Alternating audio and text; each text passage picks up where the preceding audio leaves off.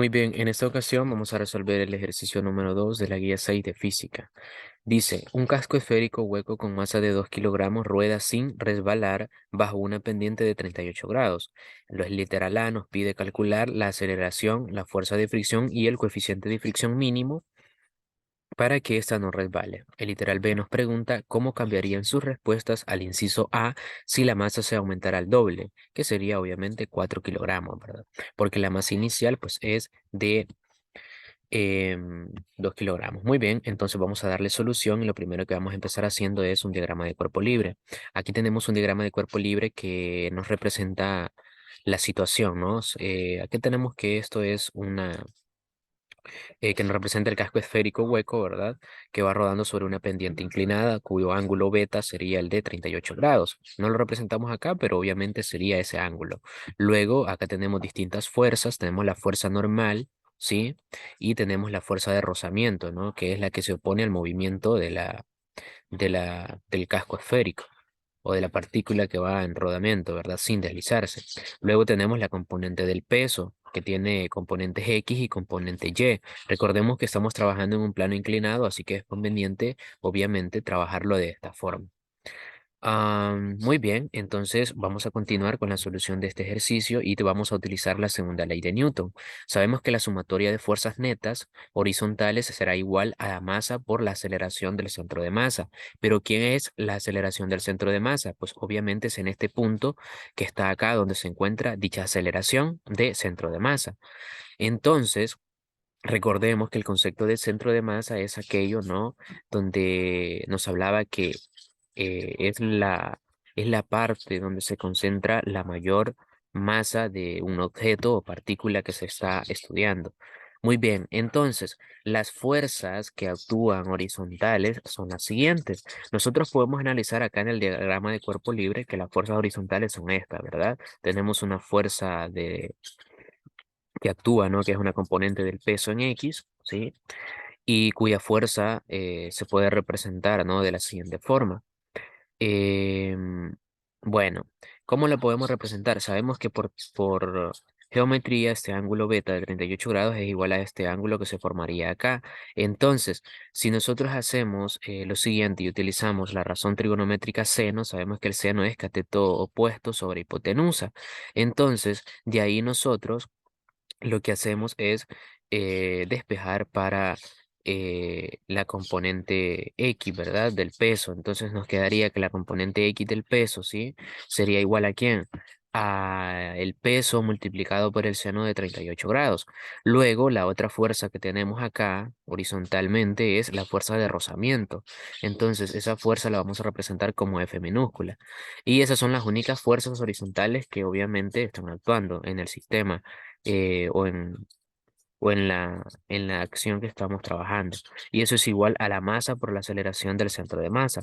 Ahí tenemos ya nuestra primera ecuación. Ahora vamos a calcular el momento de inercia para lo que es una partícula en específico. Y en este caso, con las tablas que nosotros ya habíamos visto, sabemos que el momento de inercia para una esfera hueca, porque estamos trabajando con un casco esférico hueco, no será más que I igual a 2/3 de la masa por su radio cuadrado. Tenemos la ecuación 2. Ahora, como sabemos que con la ecuación 1 y la ecuación 2 no basta porque no conocemos algunos datos, nosotros necesitamos encontrar otra ecuación que nos represente una situación donde nosotros podamos sustituir y encontrar algunas cosas. Entonces, el momento de torsión neto es igual al momento de inercia por la aceleración angular. Muy bien. Entonces, nosotros necesitamos analizar algo muy importante. ¿Qué fuerzas que están actuando en este objeto, sí, o en esta acción, van a representar una torsión? Entonces, recordemos que si una fuerza no pasa por el eje de rotación, esa fuerza puede ejercer torsión en un objeto. Entonces, acá nosotros obtenemos lo siguiente. Tendríamos, ¿no? Que el momento de torsión será igual a la fuerza por su radio. Entonces, esta fuerza es la fuerza de rozamiento que está acá y que se opone al deslizamiento de esta partícula. Entonces, el radio es la distancia del eje de rotación, ¿sí? O del centro de rotación hacia, hacia donde está aplicada dicha fuerza. Y como esta fuerza es perpendicular a la línea de acción, entonces sí va a generar torsión. Por eso es la única que colocamos acá. Eso es igual a lo que es igual el momento de torsión, que es el momento de inercia por la aceleración angular. Obtenemos una ecuación 3. Ahora, ¿qué procede? Nosotros sabemos que si derivamos con respecto a t a la siguiente expresión, ¿no? Que es la velocidad del centro de masa por el radio por la velocidad angular, nosotros vamos a obtener la aceleración del centro de masa ¿por quién? Por el radio por la aceleración angular. Entonces, recordemos que la derivada de la velocidad es la aceleración, ¿sí? Y la derivada de la posición es la velocidad. Entonces, utilizando esas herramientas, nosotros podemos hacer esto que hicimos acá. Ahora, despejamos para alfa, que sería más que todo la velocidad, perdón, la aceleración angular, y obtenemos una ecuación 4. Si despejamos para la aceleración angular, o para alfa, nosotros tendríamos que la aceleración esta sería igual a la aceleración del centro de masa sobre el radio. Muy bien. Ahora, ¿qué procedemos? Bueno, tendríamos lo siguiente. Sustituimos la ecuación 4 en la ecuación 2. Muy bien. Sabemos que anteriormente teníamos la fuerza de rozamiento por el radio era igual al momento de inercia por la aceleración angular, ¿verdad? Muy bien. Entonces, nosotros sabemos que esta aceleración angular era igual a la aceleración del centro de masa entre el radio. Recordemos que la aceleración del centro de masa obviamente es el punto céntrico de la partícula. Entonces allí percibe una aceleración en el centro de masa. Entonces, sustituimos esta aceleración angular por este valor, o sea, por esta expresión, ¿sí? La aceleración del centro de masa entre el radio. Lo demás, nosotros ya sabemos que el momento de inercia para una esfera hueca es 2/3 por la masa por el radio al cuadrado. Lo del lado izquierdo solo me va a sobrevivir la fuerza de fricción. ¿Por qué? Acá tenemos un radio de potencia 2 y de un radio lineal. Entonces el cociente entre estos dos me deja un radio lineal en el miembro derecho. Ahora, como tengo radio a ambos lados, ¿sí? Una expresión radio a ambos lados, yo puedo cancelar esos radios. Y solo me queda la fuerza de fricción que va a ser igual a 2/3 de la masa por la aceleración del mismo centro de masa. Bueno, ¿qué procede entonces? Ahora vamos a sustituir este resultado en la ecuación 1. Aquí nosotros tenemos la ecuación 1 que la formulamos al principio. Entonces, sabemos que el peso por el seno de 38 grados menos la fuerza de rozamiento, fuerza de fricción, es igual a la masa por la aceleración del centro de masa. ¿Qué nos queda entonces? Esta fuerza de rozamiento no es más que la que calculamos anteriormente y nosotros sustituimos por ello y nos queda todo acá expresado de esta forma, ¿sí? O la igualdad que se mantiene al lado derecho. Lo único que hemos hecho acá, fíjense muy bien, es representar el peso como su equivalente, que es la masa por la gravedad, ¿sí? O la aceleración gravitatoria. Entonces, ahora, como tenemos masa en los tres términos, ¿sí? Que tenemos en esta igualdad, nosotros podemos cancelar dicha masa, ¿sí? Para simplificar el resultado. Luego tendríamos la aceleración gravitacional por el seno de 38 grados menos 2/3 de la aceleración del centro de masa igual a la aceleración del centro de masa. ¿Qué podemos hacer ahora? Pues ubicar cada, cada elemento donde corresponda. ¿Y a qué me refiero con eso? Pues básicamente sería ubicar términos semejantes a un lado y términos independientes, por decirlo así, a otro lado. Entonces nos queda lo siguiente.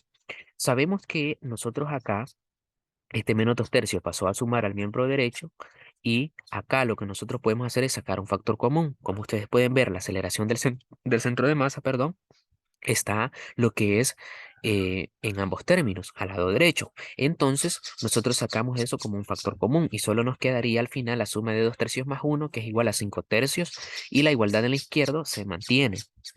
Veamos ahora qué podemos hacer entonces. Bueno, nos queda esto, ¿no?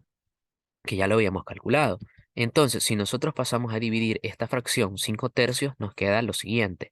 Ahora, acá tenemos esto, ¿no? Luego, ese 5/3 yo le puedo aplicar recíprocamente su recíproco, ¿no? Y nos quedaría 3/5, ¿no? Y nos queda lo siguiente, ¿no? La aceleración del centro de masa es igual a 3 veces la gravedad, o la aceleración gravitatoria, mejor dicho, por el seno de 38 grados entre 5. Muy bien. Ahora sustituimos datos y tendríamos 3 por la aceleración gravitacional por el seno de 38 grados, cociente de 5. o todo eso entre 5. Eso nos da una aceleración del centro de masa de 3,62 metros sobre segundo cuadrado. Ya hemos encontrado el primer elemento que nos pedía el literal A. Muy bien, vamos al siguiente. Tenemos acá siempre el diagrama que lo vamos a ocupar para encontrar ahora la fuerza de fricción, ¿sí? Entonces, ¿qué tenemos? Sabemos que la fuerza de rozamiento o de fricción es igual a 2/3 de la masa por la aceleración del centro de masa. Nosotros ya conocemos estos datos y solo basta sustituir. La masa es 2 kilogramos y la aceleración del centro de masa es 3,62 metros sobre segundo cuadrado. Entonces, esos datos, al operarlos, me da un resultado de que la fuerza de rozamiento es igual a 4,83 newtons. Muy bien. Ahora, ¿qué nos falta? Pues encontramos el coeficiente de fricción, que es uno de los datos que nos hacen falta. Muy bien. Sabemos que la fuerza de rozamiento es igual al coeficiente de fricción cinética, perdón, estático, por la normal.